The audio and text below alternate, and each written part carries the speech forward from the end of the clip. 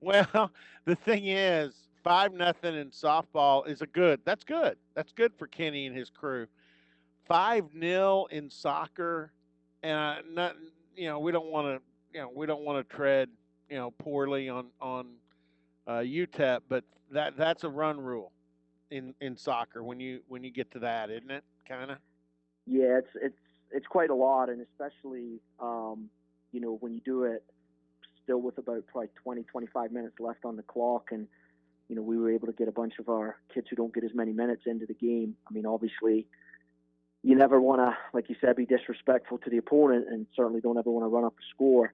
But if we had kept our top players on there for a little bit longer, it could have maybe been a little bit more. So, but yeah, I mean, once you get to that 4 or 5-0 in our sport, that's a pretty convincing win. And the other thing too is that's really good is that you were able to get, kind of empty the bench and get a lot of those kids out there, and whether it's developmental, whether you find somebody that hey, we down the stretch here with the end of the regular season and NCAA tournament, this gal might be able to help us. I mean, we might be able to get her in there in certain situations. So, yeah, it's never a bad thing to be able to stretch your roster a little bit.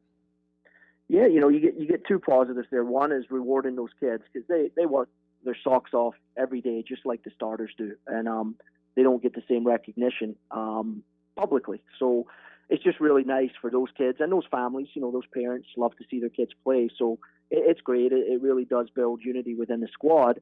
And yeah, we had a couple of players who did step up and kind of gotten our thoughts moving forward. Summer Chafin came in and did a great job as one of our wing backs, and Hannah Russell did a really nice job as a center back. So those are two kids that we know are good athletes, and they just haven't had as many opportunities this year. So it was nice to see those kids play well.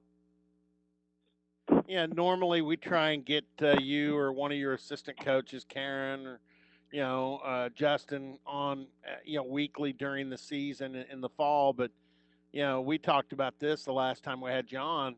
This is crazy. I mean, I filled in for Rex Holt last week doing baseball in Lubbock. Rex was in St. Louis with the wrestling team. I'm rooming with Wade in Lubbock, and Wade's on his computer doing soccer stuff. Yeah. I mean, this is nuts. This really is. The cross country stuff was here, just a little over a week ago. Now spring football starting, which even though they're not competing outside competition, the media is going to throw in on that. Uh, Basketball did end, unfortunately, for both the men and women this week. But I would say over the last 2 weeks, I don't know that I can ever remember more stuff going on uh, ever in the history of this school. At least being around and covering things. No, I agree. It's been crazy. It's been a little different for us. You get locked into your own sport, of course, and the schedule and then maybe the mental preparation and stuff for our group has been a little bit different with a quote real spring season that counts. But yeah, talking to Wade, talking to the athletic training staff, and everybody, the event staff and the facilities people. I mean, everybody's just stretched thin right now, and we certainly appreciate everybody accommodating us, and we understand the sacrifice that goes on behind the scenes to allow our kids to play. We're really thankful, and yeah, it's we'll get through it. It's going to be a few more months of craziness, I think, and then hopefully we're all back to our normal schedules for next year. That's the hope, at least. Yeah, and the thing with basketball, concluding, nobody wanted to see March Madness end for either the men or the women, and both had terrific seasons. And then hosting that cross country championship, I know stressed a lot of the athletic department, and that was held successfully. So some of this is subsiding. You guys were on the road for a couple of weeks, but the reason I really wanted to get you on, there's some primo games coming up with Yep. your crew. Bedlam, which we don't, even when you have a spring schedule, when you're playing some of those friendlies or whatever you want to call them, they generally don't include Bedlam in the spring. And so you got a Bedlam match coming up at home at Neil Patterson. And then, not to look over anybody, but I can't help but keep looking at that April 11th when Notre Dame, which is really a good soccer program and a national name, obviously, with as a university, they're coming to Neil Patterson. And then I don't want to jinx anything, but talking to a number of people in the athletic department and administration, they're preparing with your team what you guys have done on the pitch to host, and one of those hosts might be on the day when football will bring a lot of people here for a spring game. Texas is here for a baseball series, and we might be having a home, NCAA soccer regional here. Man, I know I'm talking about things that are down the line, and you're looking at Bedlam on Saturday, but that's why I wanted to have you on. There's some real excitement for this program, looking into the immediate future. But let's just talk Bedlam. Yeah, we talk Bedlam first, and there's all kinds of stuff that could or may not happen down the road. And yeah, I'll touch on real quick the NCAA tournament. There's some discussion this week. I think they're hoping to make some announcements by the end of the month about the format and locations of postseason for our sport. There's talk about a bubble, kind of like they did for the basketballs out in North Carolina. That's a possibility. There's also possibilities of host sites, which is something we would love to do, and we did put in a bid to try to host. So that should clear up here in the next week. But yeah, we're beyond that. We're just really looking forward to Saturday and playing Bedlam. Well, and before we get to Bedlam, I wanted to ask this too. You've hosted before. NCAA people have come in and seen your facility. What's the what was the postscript and the reviews that you got from folks in the NCAA soccer committee and so forth on what Oklahoma State and what Neil Patterson Stadium offers? Yeah, I mean, I think the word is out across the country that we've got the best, if not one of the best, facilities to host women's soccer games in the country, and that's incredible to think. Robert, you've been around our program for a while, and 10 years ago, if you'd said that, we would all have just started laughing and thought, "Come on, there's no way."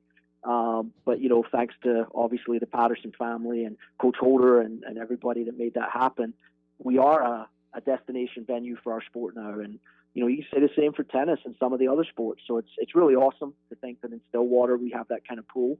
I know some of the coaches who are on the NCAA committee who I speak to because they're colleagues, and you want to stay in the loop, and they talk about wanting to bring their programs here just to play us and get a home and home series to come play in the stadium. So I think people are aware about what a great venue it is, and I would imagine as they're looking at bids, from different areas, that would hold some sway as they're trying to decide, where to play these matches. Yeah, and again, I can't blame the NCAA if they do opt for a bubble type situation. We've seen what's going on with with in Indianapolis and what's going on in San Antonio with the men's and women's tournaments respectively, and it's not the best thing. I don't even think it's.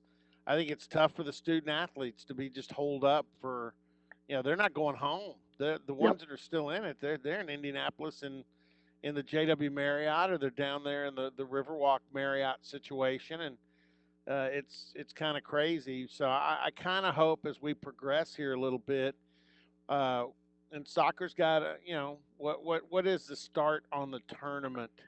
It's like April, maybe 25th, April 20th, somewhere in that range is the that's what I the thought. time frame they're looking at. Yeah. Okay. All right. Let's get to Bedlam, and this is a rare opportunity to get to see Bedlam soccer in the spring. You're going to host this Saturday, and I really have not. I've kept up with what the Cowgirls are doing. You guys have been taking care of your business down the line. I know. I think I've seen some scores with TCU, and they're doing well, and you're going to see them coming up. But what's this look like with Oklahoma? Because last time we checked, they were no doubt they were improving as a program, but probably not necessarily NCAA tournament situation. So where are they with their spring season? Yeah, so last spring they had a coaching change, and new coach came in the spring, and of course COVID hit. He didn't even really get to put a stamp on things in the spring. Tough situation for those guys, and they got thrown into the fall a little bit and struggled. Playing only Big 12 games could not have been good for a new coach. Trying to put his own philosophy on things, so they didn't do well in the fall. However, when we played them, they gave us all we wanted. As you would imagine, it always happens in Bedlam, right? So this spring they've played 3. I think they lost to North Texas 1-0, and we saw how tough they were. They tied Iowa State 2-2, which was a pretty good result for OU. And then they lost at TCU 2-0. Again, TCU were the best team in our league last fall. So they're a tough nut. They play hard. They're tough to break down. They're not giving up a ton of goals. So we know that's one of the challenges. And, if they're normally, say, 7 out of 10, when they play Bedlam, they'll be a 9 out of 10. That's just the way it goes. And we've been in that situation before where maybe OU were the favorite team and, our kids played a little bit above themselves and made it tough. So it'll be a hard game no matter who's on the field or, what the records say.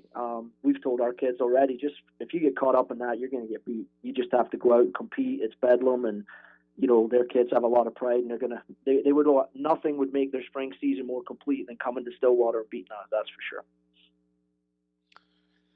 One last thing, and we'll let Colin go. He's got a meeting, I know, coming around on the top of the hour, and obviously, busy time with Bedlam this week, and then in between Bedlam and the Notre Dame match, that's where you play TCU in a spring meet, right?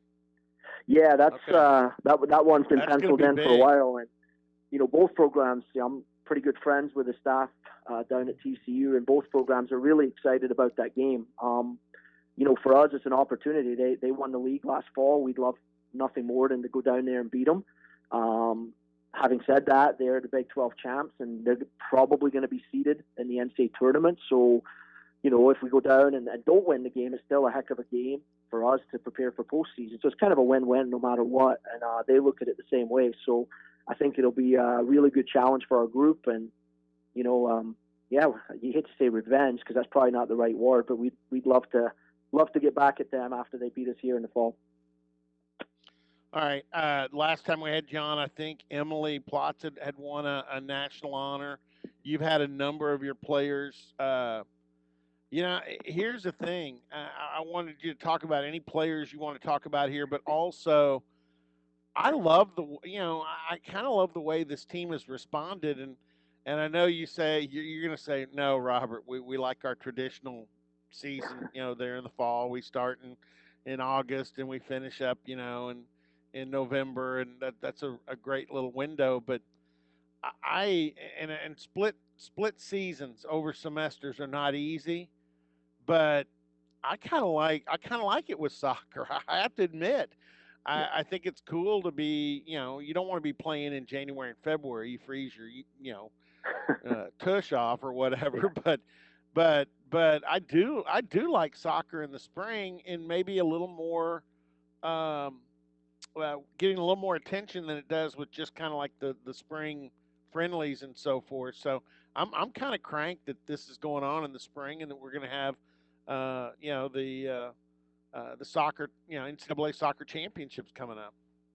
Yeah, I mean, I love the competitive aspect. I love that these games matter. I love that our kids are preparing for games that count, and there's a little bit more intensity than there normally would be in a spring season. So I do like that aspect of it, but there's also some things that aren't good. And, when you get out of your comfort zone of playing in the fall and then recruiting and developing in the spring and all that, I think it's probably mentally more than anything, it's tougher for the kids because, we're pretty intense in the fall. We're trying to win games, and the spring's kind of nice where they can let loose and play and express themselves a little bit more. But this spring, of course, that hasn't been the case. There's been a little bit of pressure on to win games. So, yeah, I mean, there's good and bad, but I am proud of how our team's dealt with it. Number one, dealing with all the protocols for COVID. Our team's done an amazing job of that. And secondly, just the mental aspect of, having to do something that's out with their comfort zone and continue to perform at a high level year round instead of just for one semester. I'm really proud of our group. I think they've done a great job, and we'll hope to continue that here for the next, 6 weeks or so. Yeah. And again, Emily, does she have another year? And I know that the clock is stopped on all your kids, isn't it? Yeah, they get what I guess they're calling their super senior year. Right. So yeah, Emily has another year. I believe she'll be finishing grad school next year anyway and be here. So Right. she's indicated that she'll be back, and then all the others are kind of indicating, here's my intention, coach, but we also have to respect the fact that things can change, right? So if we have Right. a senior who says, last month, hey, my intention is to be there next August, we have to also respect the fact that one of them might be offered a pro contract in the summer, and it's like, well, I was going to come back, but I'm going pro. Or maybe we had one kid accepted into medical school. Well, go. You Yeah. need to be in medical school. We understand. So it's kind of hard to plan, but we'll sit down in May and really get a better handle on exactly where we are and go from there. All right. Hey, good luck with Bedlam coming up this Saturday at 1, right? Yep, Saturday at 1, and there are tickets available. There are tickets online right now that are available, and they usually have limited number of walk-up tickets as well. So hopefully we get a great crowd out there. Well, and here's the other thing to look forward to. I don't know when it's going to strike here, but Colin, I saw something doing the baseball games in Lubbock I had not seen. Texas has opened up. They told us on Friday night they were going to sell 75% capacity. Awesome. Well, but by the time it was over, it was 95%. I mean, it was it was like I had forgot what it was like to go to an event where the stadium was packed and people were, yelling and having a good time, and it was a little bit weird, which is strange to think. We've only done this since last spring, but in some ways we've kind of forgot what a full house looks like and how much fun it can be. But we saw that on both Friday and Saturday in Lubbock. It was Sunday wasn't as packed, but hopefully we get to keep getting to that point, keep progressing, and we can get back to more normal enjoyment of things. But appreciate your time. Good luck with the gals, and good luck with Bedlam this weekend. Thanks, Robert. Appreciate it. All right, Colin Carmichael, head coach, Cowgirl Soccer Program.